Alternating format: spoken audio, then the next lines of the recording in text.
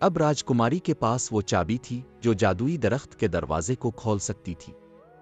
راجکماری نے خوشی خوشی محل کے باغ کی طرف سفر شروع کیا جہاں قدیم درخت کا دروازہ چھپا ہوا تھا، یہ جانتے ہوئے کہ اس کے آگے ایک نئی دنیا، نئے راز اور انگنت حیرتیں اس کی منتظر تھیں۔ جب وہ درخت کے پاس پہنچی تو درخت کی شاخیں جادوئی انداز میں ہلنے لگیں جیسے وہ اس کی آمد کا انتظار کر رہی تھیں۔ راجکماری نے چابی نکالی اور درخت کی جڑوں میں چھپے ہوئے دروازے کو کھولا۔ دروازہ کھلتے ہی ایک روشنی کی کرن باہر آئی جو اتنی روشن تھی کہ راجکماری کو کچھ دیر کے لیے اپنی آنکھیں بند کرنی پڑیں۔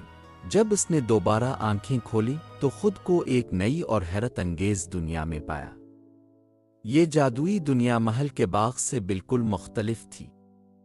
یہاں رنگ برنگے پرندے ہوا میں تھے اور درختوں کے پتے سونے کی مانند چمک رہے۔